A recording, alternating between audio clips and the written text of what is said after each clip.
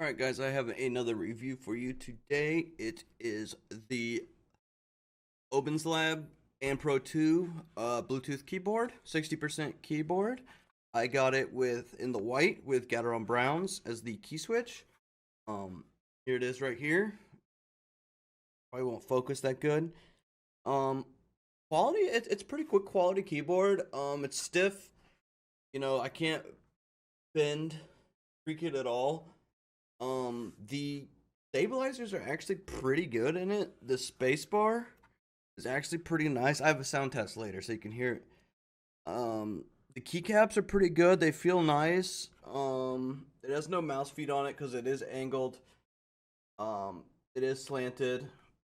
On-off switch on the bottom. My only complaint is I wish they did supply a Bluetooth dongle in the box with it. Because if your motherboard does not support Bluetooth, you'll have to find a Bluetooth dongle to attach it via Bluetooth. So luckily I had one sitting around that I used because my motherboard on my streaming PC does not support Bluetooth.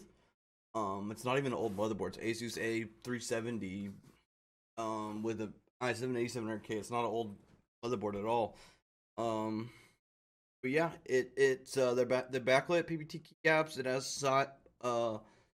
some die on the sides to show the next layer. Figuring out the lighting and stuff wasn't too bad to do on the keyboard. It does have a software that comes with it as well, so that there is that.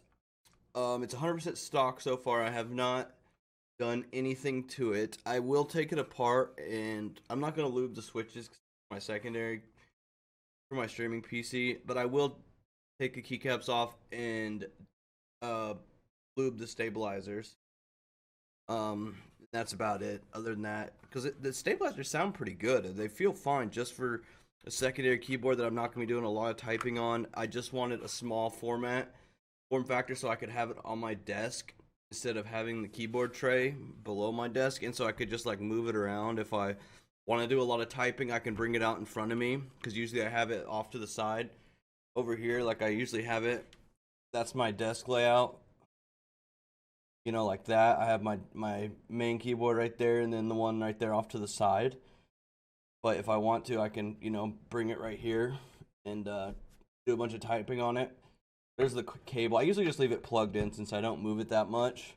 But I have it on Bluetooth right now. But for the price, it ain't too bad. So we'll go over the price of it. I didn't pay $97. I paid like $89 for it. I ordered it from mechanicalkeyboards.com.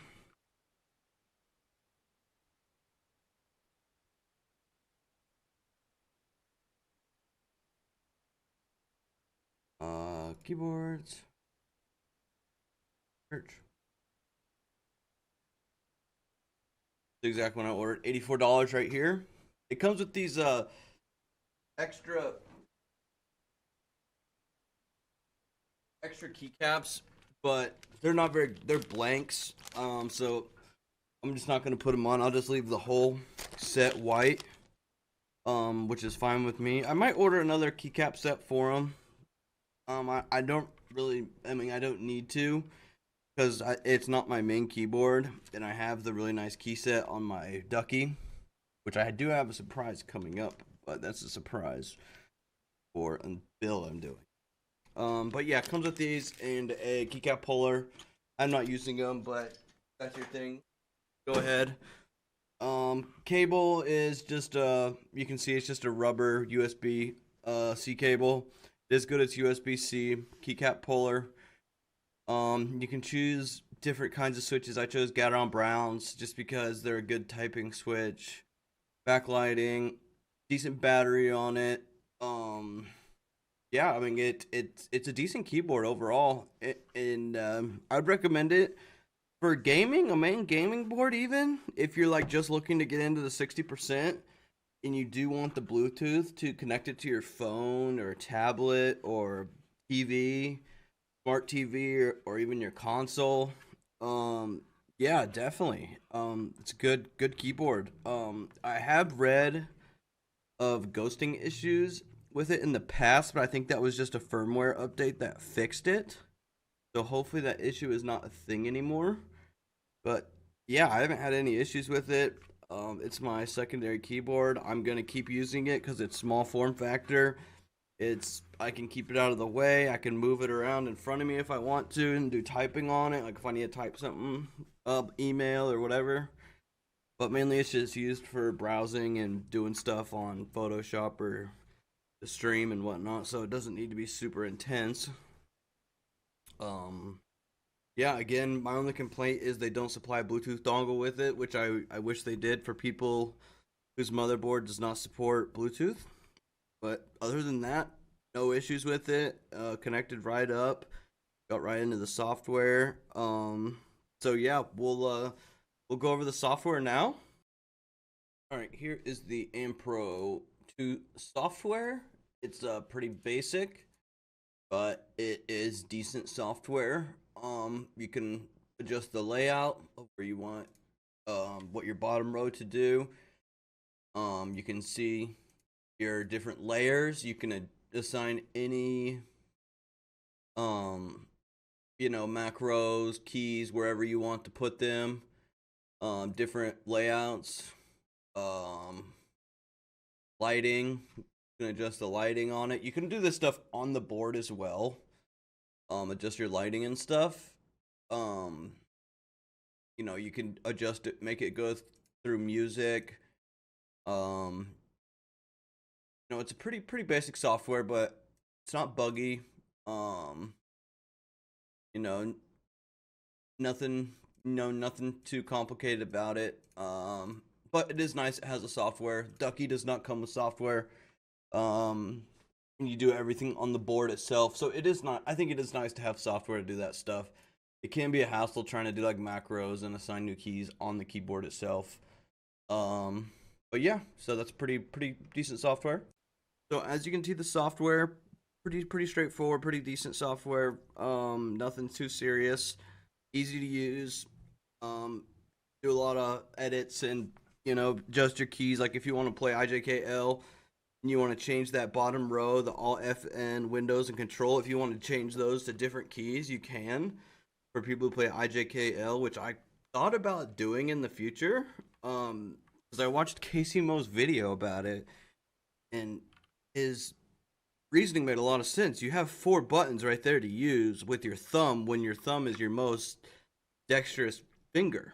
Instead of just using your space bar, you can use 1 button for jump, which that's all you need. You don't need a big ass space bar to jump with.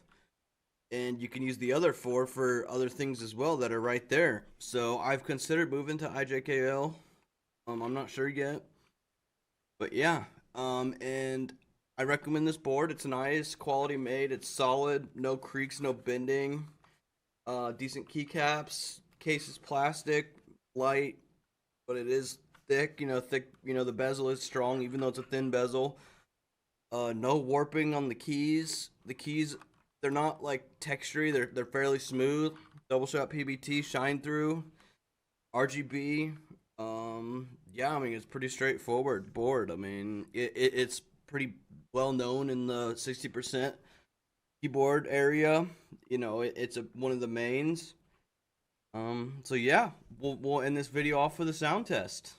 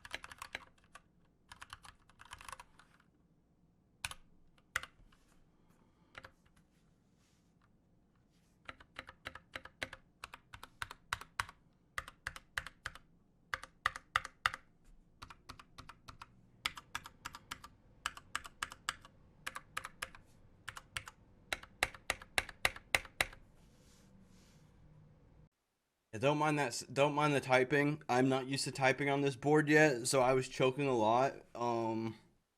Yeah, and I wasn't typing very fast, but you can see the shift is probably the best sounding out of all of them. It has I mean, it's really nice.